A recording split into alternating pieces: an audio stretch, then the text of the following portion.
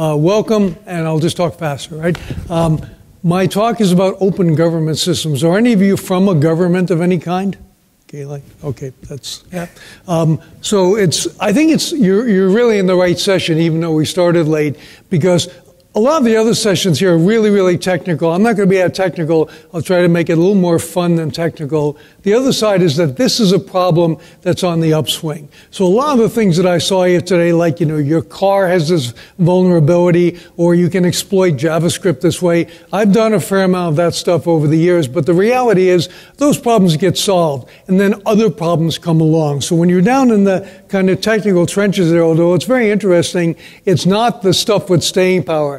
I pretty well guarantee you that 10 years from now, somebody, maybe not me, will be standing up here talking to you about open government data and why there are vulnerabilities. Now, first of all, standard disclaimers. I work for the university, but these aren't their views. Some of the things I'm going to show you today, I did the research a few years ago, so they've been patched up. And I do like open data. I don't want to convey in any way that I'm an enemy of open data. I think there's a lot of great things about it. I just want to see it done properly. And I'm not going to read every word on the slide because I know I'm between you and some alcohol, right?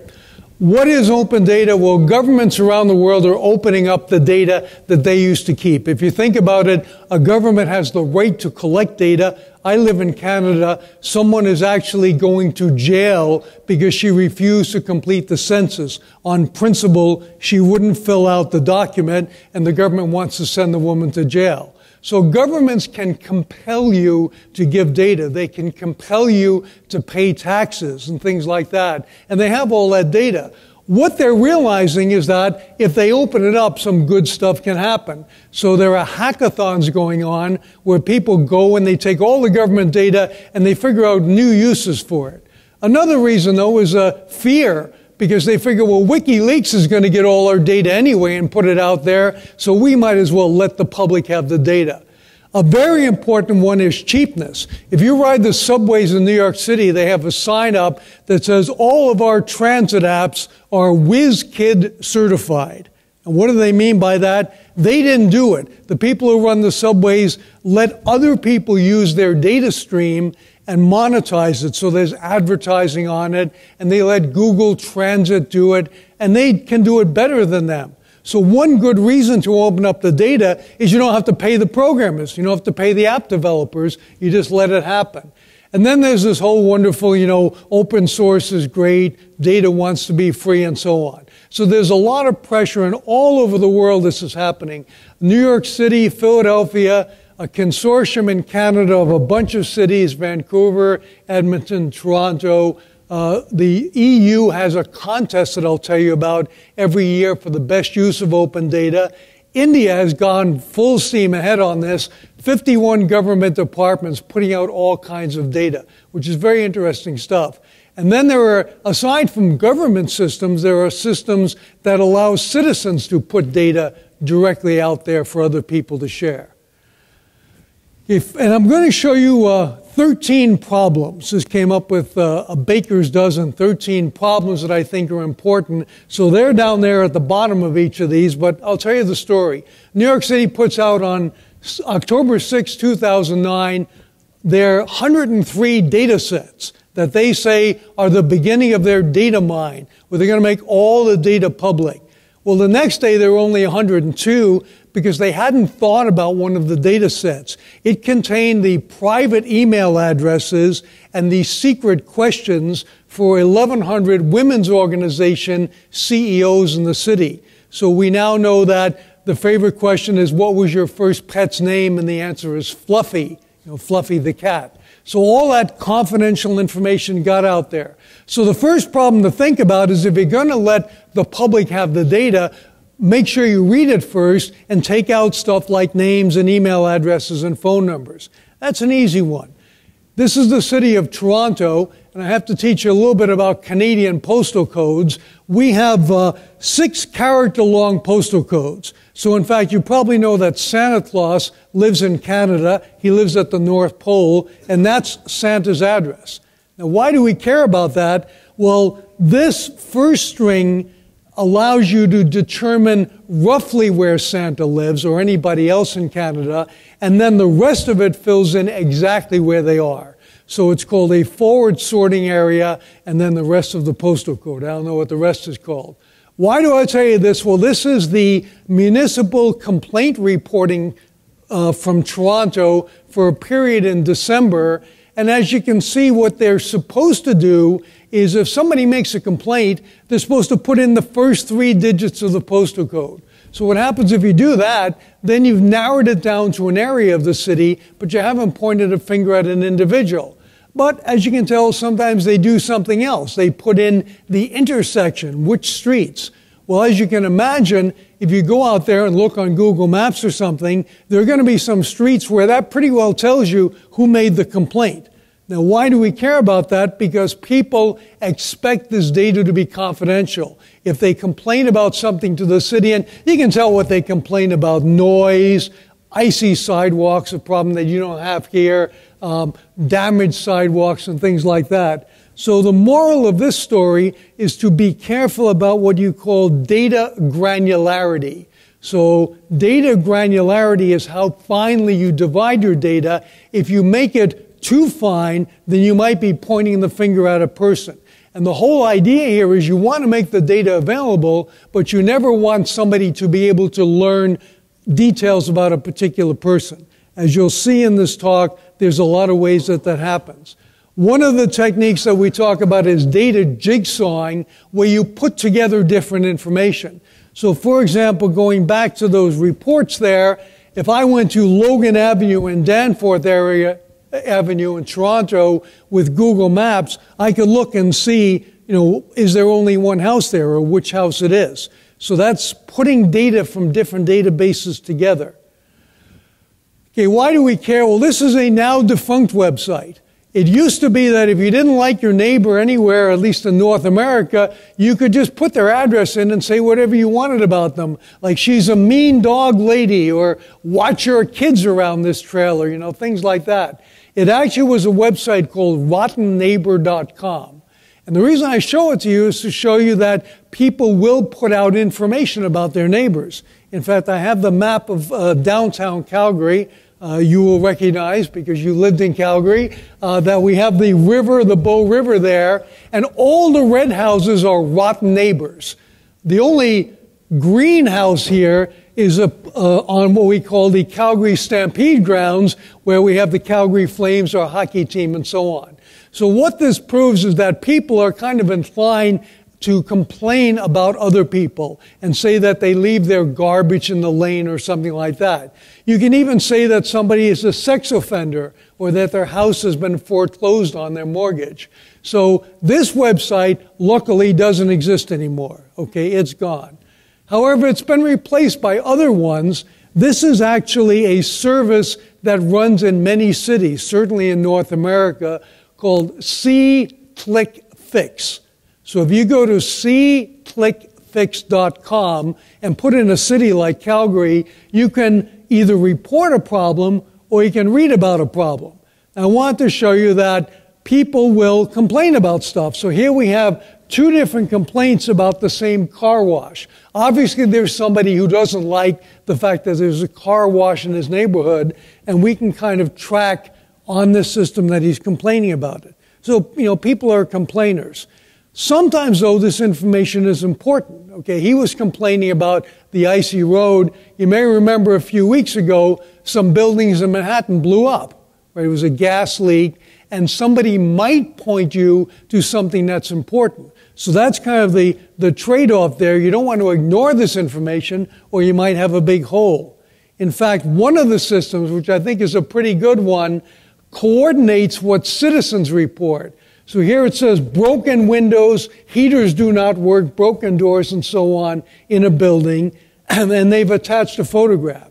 So here it looks again just like some citizen complaining, but then you see down here that there's actually action. So the administrator of the city of Philadelphia, in this case, reads these things and actually does something about it. So that's kind of the answer, to take this data and have somebody who's responsible actually look at it and do something about it.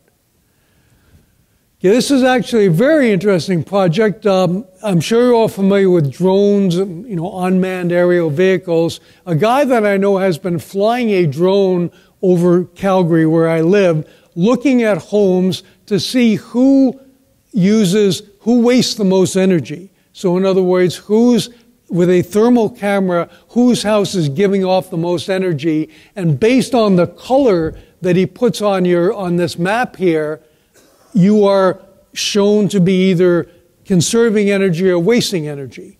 And that's useful information, and he has the best of intentions. However, there are a number of things that can be deduced from how much energy you use. We have this problem. They're called marijuana grow-ops. So every once in a while, somebody will be growing some plants in their house. They have a whole indoor farm, and there'll be that red house up there. So what happens is, for totally innocent reasons, flying his drone to help people save energy, he is handing the police a map to the grow-ops. And I talked to him about it, and he said, well, I never intended to do that. Yeah, well, you didn't, but that's effectively what happened. So he said, well, it's okay, because I have this special provision. If somebody wants to opt out of my system, even though I flew over his house, I can just omit his house and say, this home has been withheld at the owner's request. Well, that is an express map for the police to go there because something is really fishy. And the reason I show you this example is to say that sometimes just omitting somebody's data really doesn't do any good. In fact, it points the finger at them. So there's a lot of subtlety to this. That's why it's such an interesting field. Okay, the Europeans. Here's where we get a little bit of computer science here. They had a contest, and they offered 20,000 euros, which will buy a lot of beer, for the best application of open data. And this was the first one. They had 434 entries from 24 different countries, and the winner was this one from Slovenia. And it is called Zrnaški or whatever, but it means from our taxes. And here's the computer science part of it. What they did is they went out to government databases and looked for names. Names of the CEO of companies, names of lawyers, names of directors, to try to figure out who is getting lots of government contracts. So when the government gives a contract, they always disclose that information. They say, we dealt with the Strabag construction company, and so was their president. So all they really did was put this stuff together, but amazingly, certain friends of the government were getting lots of contracts. Now, you would think, since it's public information, they were doing a great service, and in fact, they won the contest. They then found their backsides in court being sued by someone who said she didn't want to be in this database. Okay, Jarmila Pavazanova of the Strabag Construction Company demanded in court that the value of her contracts be removed from the site. Now, here's the interesting part. How do you remove data when you don't even have the data? All this thing was a re-streaming of data that was in government databases. They were just bringing it together. So they looked at the judge and they said, what do you want us to do? It's not even our data. And the judge said, do it. And this gives us problem number 4. Judges are about 10 years behind the average intelligent person in understanding technology. So when you have lawsuits like this, it's because the judge still remembers his Commodore PET computer or something and thinks that that's what computers are about. The other problem is data can live in many places. So data can be copied, it can be stored. Sometimes you don't even know where it lives. So the latest I heard, they have appealed that ruling and they're still in operation. But the real, computer science thing is, how do you take down data you don't even control? I guess you could put a filter in there that somehow hid that data, but that would be a lot of work. Okay, now here's an interesting one from a city in Canada called Edmonton, and they had a mayoral election where this guy named Stephen Mandel did really well. He got most of the votes. So in particular, he got 109,432. The next candidate got 58,000, and some of the lesser candidates got very few votes. Now, why do we care about this? Because when you put data out like this, you have to be careful. You do want the people to know what the election results are. That's important, right? That's public data.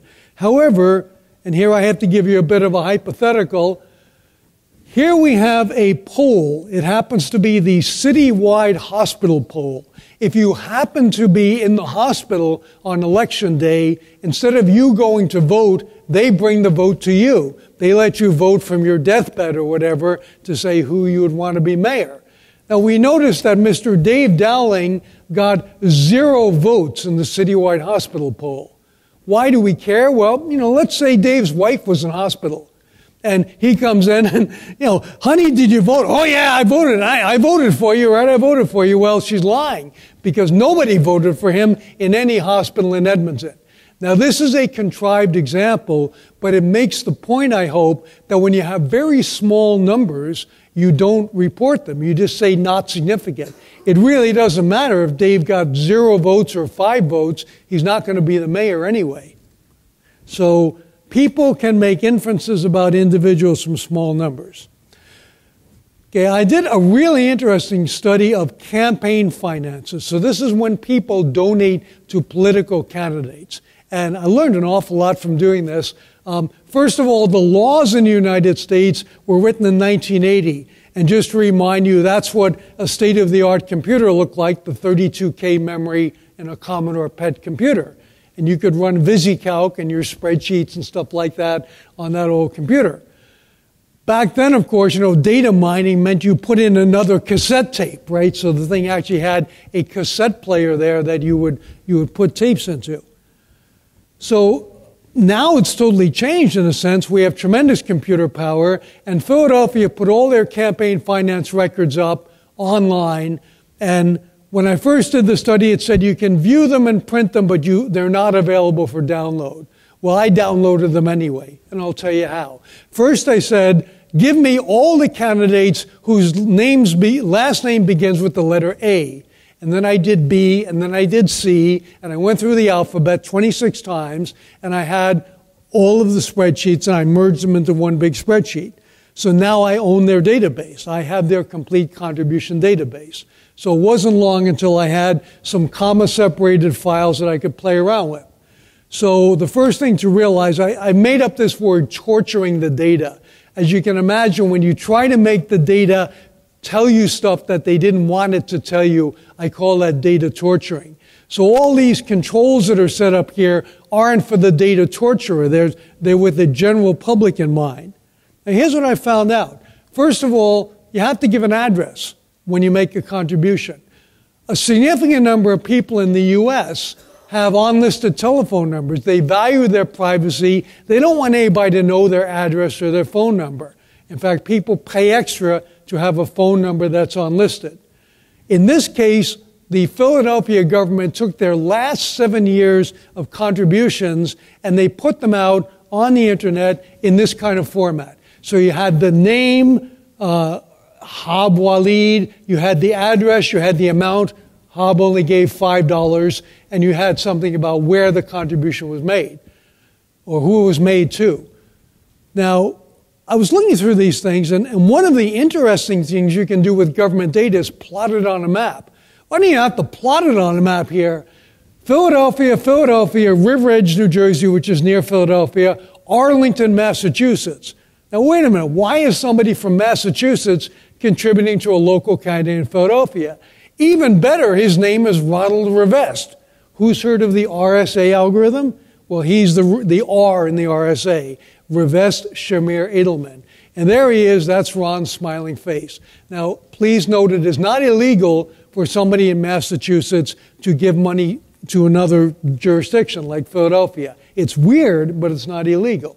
He gave $200 to Stephanie Singer. So an interesting point there is that just by plotting this stuff on a map, you can find things like that. I actually did a little more digging. He also gave to Barack Obama. He gave $2,500 to Obama, and then he gave another $1,000 to Obama. But in pulling that report, I started to learn more about him. There's someone named Gail Rivest, who might well be his wife, and she gave to Obama too, and she's not employed, a school volunteer. But then there's somebody named Alexander, who's an MIT postdoc, who gave to Obama too. So as you start putting all these databases, which are all public, together, you get a pretty good picture of Ronald Rivest and his family, totally without his permission. When I dug a little deeper into this, I got them as comma-separated files, and I want to know, do they really need my address? Well, one answer is simple. The law says you have to provide your name, occupation, and address. Okay, so Joe Smith, carpenter, and here's an address. It doesn't say your home address. But I thought, well, the only reason really to have the address is to find out if there's two John Smiths, maybe they're the same and maybe they're different.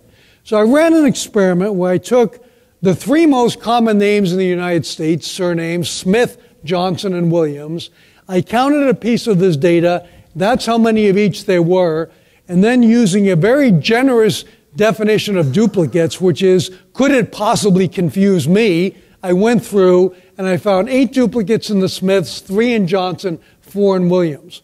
So my conclusion is that having the address really didn't do a lot to help you sort out duplicates, but it gave everybody's address away, which is kind of a invasive thing to do. But then it got even better because while playing with the data, I noticed that 86 of the Smiths, 63 of the Johnsons, and so on, all gave the same address. So I figured this must be like the largest rooming house in the world or something if they all lived there. So I went to Google Maps and took a look at it and did indeed find that it is the office of the International Brotherhood of Electrical Workers.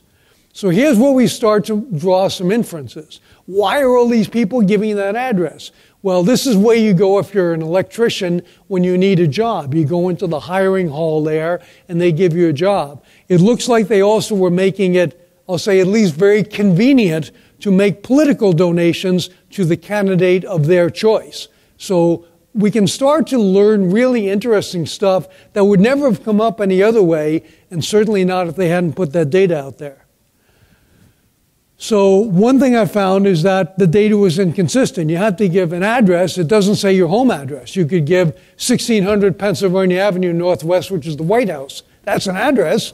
It's Barack Obama's address now. Also, policy issues. Somebody decided in 1980 that this data needed to be collected, and nobody's apparently thought about it since then, but so much has changed. We have these new tools like data mapping APIs and big data programs and so on, so it's really time to make the why of why we require it match up with the how of what we can do. Okay, so this is a fellow that I kind of know. He started an airline called WestJet. He got very rich. His name is Clyde Beddoe. I did this little assault on him 6 years ago without his permission just to see what I could find out about poor old Clyde. Well, that's his picture off a corporate brochure. I looked him up in the telephone directory, which is online, and I've obscured some of the stuff here because his address and home phone number are in the telephone directory. So we have to say he's just a very trusting guy, right? So he puts himself in the phone book. I censor the phone number because it's still his phone number. And he's a pretty important guy. He created a whole airline. Then I went to the address that I got there into the City of Calgary assessment. Again, tax assessment data is always public because you have a right to know. In general, your property tax is based on the value of your house. And if your neighbor's house is identical to yours, the taxes ought to be the same. If your neighbor's house is twice as nice as yours, then the taxes should be double. The reality is there's always a bit of a fight there. So the way it gets sorted out is they make this data public. Now, how did they make this data public? 10 years ago, for 1 month of every year, you could go to a community center and there was a book there, and you could look at that book, but you couldn't take it away. You could make notes, but you couldn't photocopy it. It was like a vicious, sweaty old lady holding on to the book, and she would keep you from taking it away.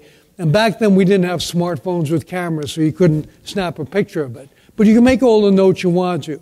Then some genius said, let's put this thing online, and this is, in fact, Clyde Beddoe's house. So again, I obliterated the address, but we see it's assessed at so many dollars. We see how many square feet it has, and so on.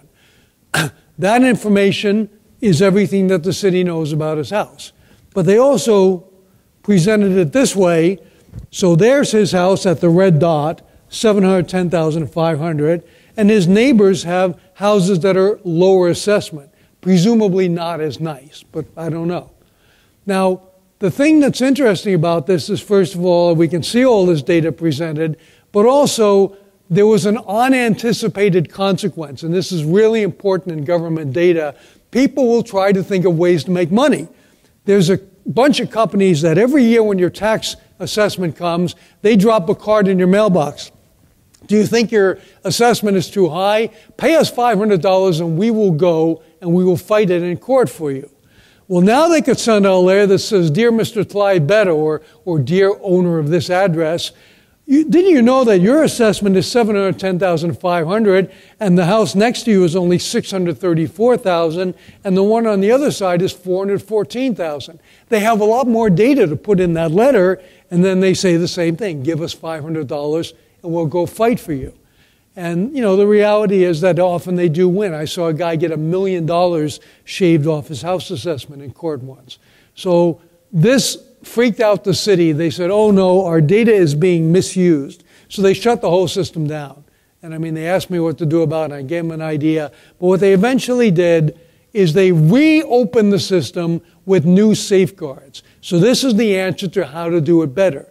The first thing is they put a big honking legal disclaimer here. This license does not give you any right to resale or commercial use of the site. So they can basically take you to court and sue you if you steal their or use their data in ways that it's not intended to.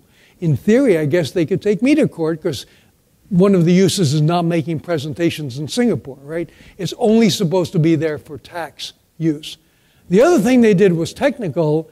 They sorted it out so that if you just want to see the assessment number, you can still do that. But if you want all those other details like the square footage, you have to register, give your name, give your address, and you then have an account with them. They don't charge any money, but they do collect data on you. They also put in a technical restriction, which is a little laughable. From any one IP address, you can only do 20 properties per day.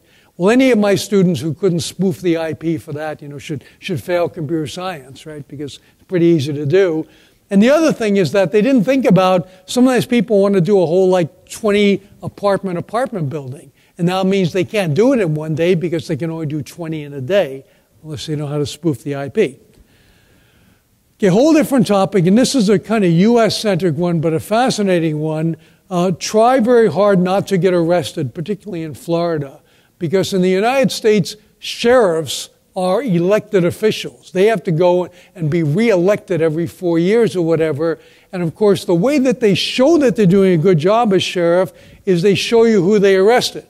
So there we have the mugshots of Robert Jarman Askew for domestic battery. She violated probation and drove with a suspended driver's license, and so on and so on.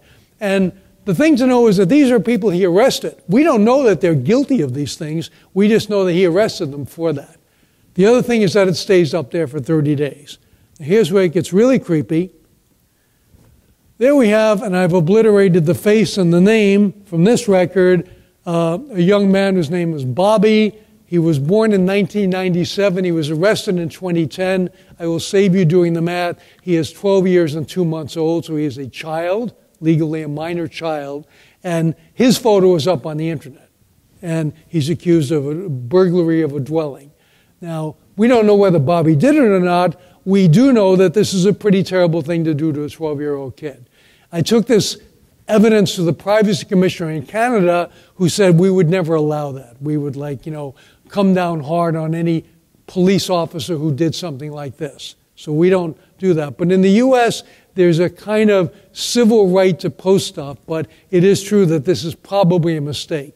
They probably shouldn't be posting kids. But now we've got this.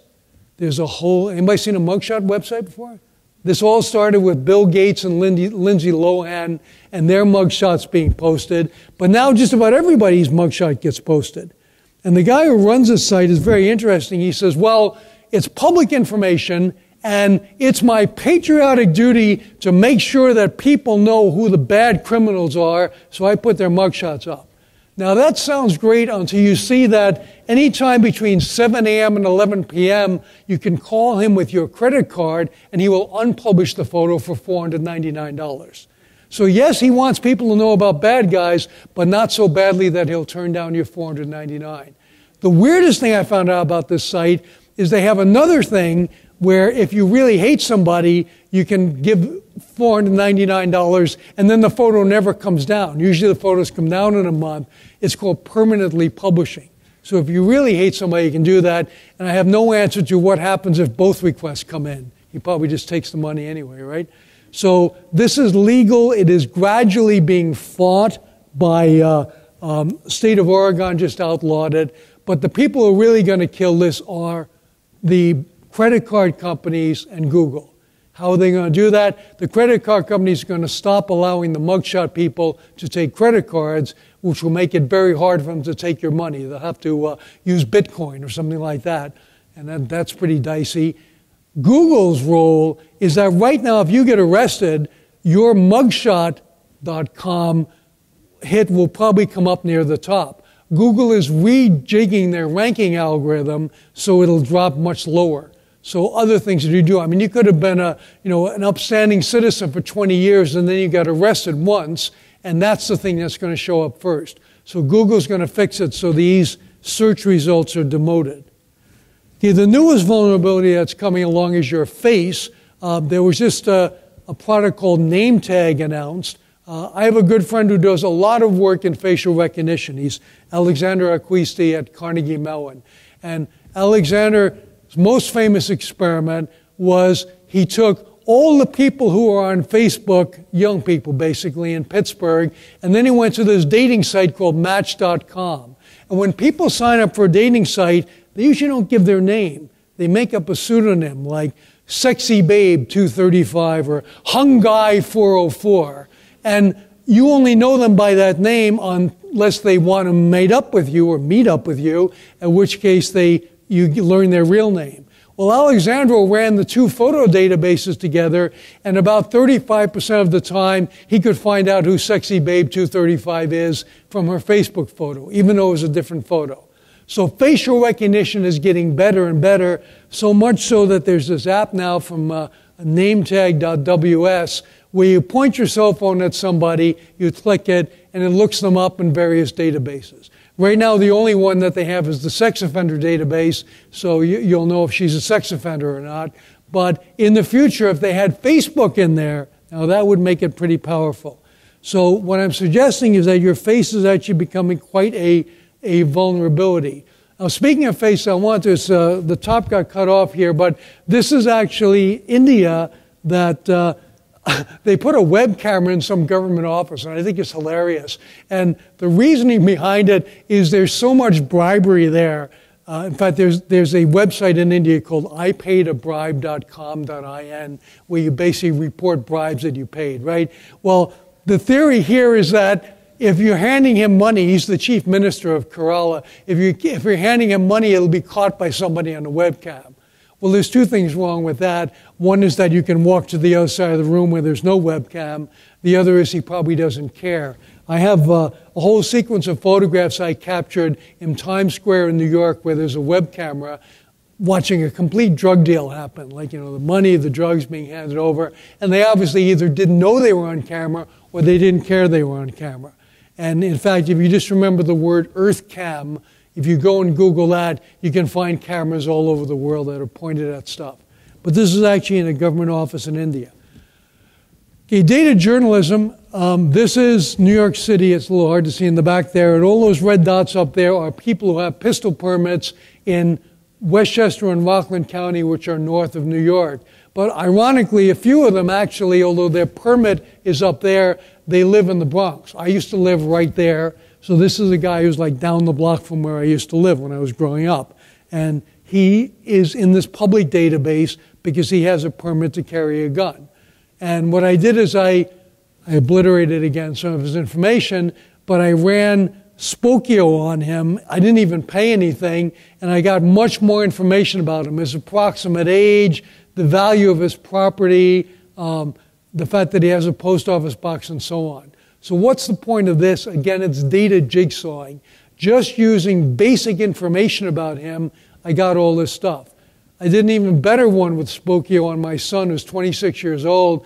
I ran his email address through it and called him up and I said, I hear you like such and such a band. And he said, how did you know that? I said, because you have a playlist. It's on your playlist on last.fm. He said, did you know I had a playlist on last.fm? So it's because of his email address. So he and I now have a non-proliferation treaty that we don't attack each other, because he's a pretty good hacker too, so he can find out things about me. There's a whole new trend to, I'll probably show you the map first, to showing high crime areas. And this is a particular area in the UK where 24 crimes were reported here. Now, the funny thing is, when you look at the picture of the street, it's basically like, I don't know if you guys get Coronation Street, it's basically like a simple, easygoing, British street that's got a pub on it. Apparently the post office workers go and drink there, but it's certainly not a wild and crazy place. But there happens to be a nightclub around the corner, and so all these crimes of antisocial behavior are actually happening in the nightclub, but are being tagged to the postal code of this particular quiet street. Why do we care? Well, these people are complaining that this crime map, official map from the British police, is lowering their property values because people think it's a crime neighborhood, and there are actually reports that say that crime rates and real estate values are strongly correlated. So here we have the government, with the best of intentions, putting out a crime map, but doing it not quite right and causing innocent people's house prices to go down. Okay, there are some indirect risks to government disclosure. One of them is you can't get it back. There's a company in Alpharetta, Georgia called ChoicePoint Systems. It's now part of LexisNexis, and they kind of grab everything. So I interviewed one woman, and she had been to a small claims court, and that was on her file. And she said, yeah, I sued the guy, and I won, And she said, but it looked bad because I went to small claims court. And she told Lexis, and they said, well, we don't care. Is it true that you were in court? Well, yeah, but I won. They didn't put that on her file. They just left it in small claims court, for a civil matter. Another guy, even weirder story, was always going for job interviews. He was a really good engineer, and he would get to the final stage of the interview, and then they would hire somebody else. And he was frantic, so he got a friend of his who was a headhunter to pull his file at ChoicePoint. And the friend said, look, you're a convicted murderer. You did 10 years in jail. He said, I did not. That's not me. And they had actually crossed his social security number over with somebody else who was a murderer. And they never told him. Nobody ever told him. That's why he didn't get the job. But nobody wanted to hire a murderer as an engineer. So databases are being cross-referenced, and there's a whole new thing, and I want to kind of leave you with a whole new idea, which is genetic genealogy and how that's going to happen. So have any of you done your family tree on Ancestry? No? Okay, well, it's fun. After you put in your name of your parents and their date of birth, and it goes and it tries to chase your family tree. And I'm not sure, for different countries how good it is, but I know that for the United States, where I come from, it's very good. They have 6 billion records and 20 million family trees. But their newest thing is they want your DNA. So if you send them your DNA and $99, they will work your ancestry back to Adam and Eve or whatever. They'll really, carry it back to the beginning. But of course, then they've got your DNA. And you say, well, yeah, but they said they'll be careful. Can my DNA be disclosed without my consent? Generally, no, but there are some limited circumstances required by law to prevent fraud or cybercrime, to enforce our rights. They give about 4 different reasons there why they might give out your DNA. So my advice to you, if you do want to have DNA testing done, doesn't really work with them, send it in the name of your dog or your cat or something like that, right? So your dog will have a DNA profile. One of the implications of DNA in these genome databases is that sperm donors are suddenly getting phone calls from their children saying, I'm going to college, Dad. And the guy goes, you're not my kid. Well, yes, I am. I checked you in the DNA base. There is one plate group, actually, of 27 children in New York City, all of whom have the same sperm donor father. And they go on vacations together, and they all look alike. It's ridiculous, right? There's even a guy who has a truck. He drives around New York. So if you really want to know who your daddy is, you just go and you find his truck, and you go in, give him $299, and he will tell you who's your daddy. And you can probably see what's coming next. He's starting a reality TV show. So there's going to be a show based upon the interesting stuff that he finds out. So one of the things he's found out, he had a married couple come in. He did their DNA. He said, I don't know how to break this to you, but you both have the same father. Ooh. Okay, problem number 13, the last one. Beware of time-traveling robots from the future. Brad Templeton of the Electronic Frontier Foundation said that a long time ago. There's a book called Wild West 2.0 that says it well. If it happened in the past 10 years, it might be online. If it happened in the past 5 years, it's probably online. If it happened in the past 2 years, it's almost certainly online. So data that used to be public but buried, like divorce judgments that are in a file in the basement of a court, are now being digitized. ChoicePoint actually sends high school students with notebooks to handwrite, because they can't photocopy them, people's divorce judgments to find out who got the car, who got the dog, and so on. So all kinds of data that nobody kind of cared about before is being digitized and sucked up. I like to leave people with this image, which is a true ad that some woman ran. Free to good home, beautiful 6-month-old kitten, playful, friendly, or handsome 32-year-old husband. Funny, good job, doesn't like cats, says he goes or the cat goes. Call Jennifer, come and see both and decide which one you'd like. Why do I show you this? So that you'll remember the key point, which is that we have to make choices. So every time we do something, whether it's post something on Facebook or vote for somebody, we're making a choice about what kind of world we want to live in. And the reality is that most people, you now know more than 99.9% of the people about this stuff. I've been shilling my book, and if you haven't picked one up, there's a leaflet from my book, which comes out later this month. If you order it online, they'll give you a pre-publication discount. A lot of the stories that are in here, that I told you here, are fleshed out in a lot more detail in the book. And the book basically concludes that technology is creeping into everything, and we have a responsibility to make sure that it's done right. Nobody wants to throw stuff away. And so if you go for a genetic test and it tells you, that it might save your life, that's a good thing. But if you go for a genetic test and suddenly you can't get medical insurance, that's a bad thing. If you're driving your car and there's a sensor in it that releases your airbag, that's a good thing. But if that sensor also does a breath analysis and calls the police on you, maybe that's not such a good thing. So anyway, there's a picture of the book. That's how you find me. We have a little bit of time for questions between now and booze. Thank you very much. Questions? So who would like to ask a question? Anything. It's hard to get the first question, so we're going to start with the second question, okay? Or you can tell a story. Yes, you're a brave man. Use the mic, though. What do you teach? What's your course called? I'm sorry? What do you teach? Okay, so I, for a long time, taught computer science. I have two famous students, James Gosling, who invented Java, and Cullen Jennings, who at the age of 28 sold his company to Cisco for $80 million. And so those are my claims to fame. Now what I do is I teach environmental design. So I actually teach about smart communities and kind of whatever I please. But I also have like graduate students working on security. Okay, so I'm a joint professor between computer science and environmental design. That was an easy question. Harder one? Or you just want to drink, that's okay too. Going once? Yes, you. You've been laughing through the whole session. You might as well make me laugh. Yeah, I don't know how to phrase this. They say there's a very thin line between security and privacy. Yes. What do you think is the right balance? It's going to be personal. And one of the things that's happening is that younger people are like a lot more liberal in their privacy, right? So there's an awful lot of people who go, yeah, it's all on Facebook, that's fine. I have a hunch that they're going to feel a little bit differently. Let's say you are in high school and you're drinking out of the chem lab glassware.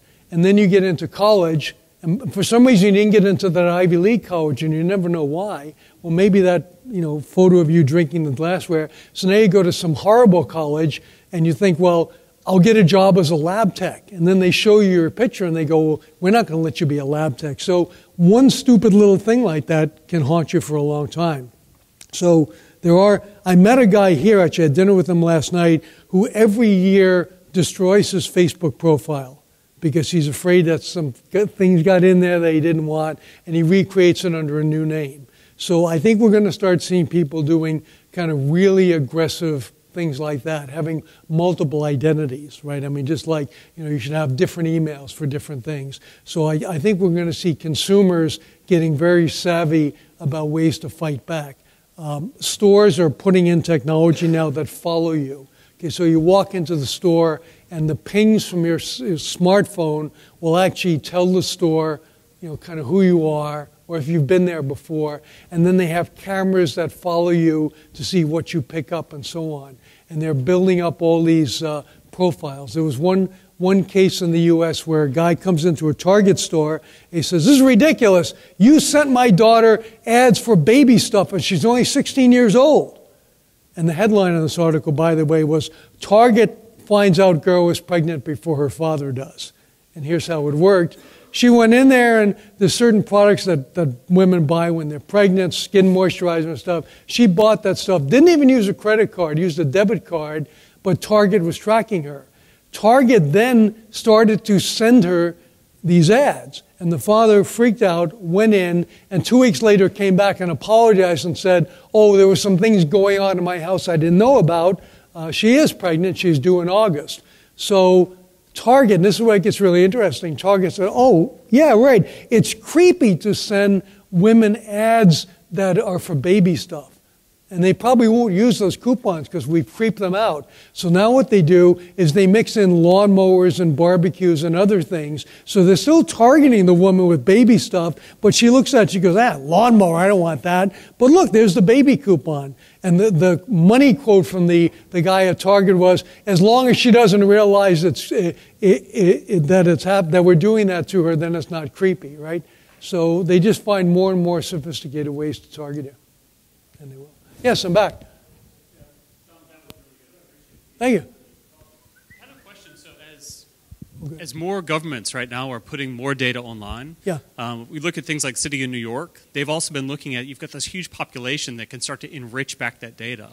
And so I think one of the questions we're looking at from a privacy standpoint is, as people can upload data and start to enrich that government data, are you seeing cases where malicious actors are coming in and starting to maybe taint your reputation by uploading things that aren't true about you back into the public source? Well, the C-click fix and the there's a site called dirtyphonebook.com where you can put any 10-digit phone number in and say whatever you want about it, and it's always full of comments about people. So I think there are complaints getting into the system. The one that I heard about that's very specific is a bunch of neighbors in Red Deer, Alberta, hated this one neighbor, and they started making bogus complaints on C-click fix. So the bylaw officer was always there, "Oh, your garbage is blowing in the back lane." But the bylaw officer never found any garbage because they were all just bogus things. So when you have these systems that, as you suggested, allow citizen input, that's when you get into a lot of trouble.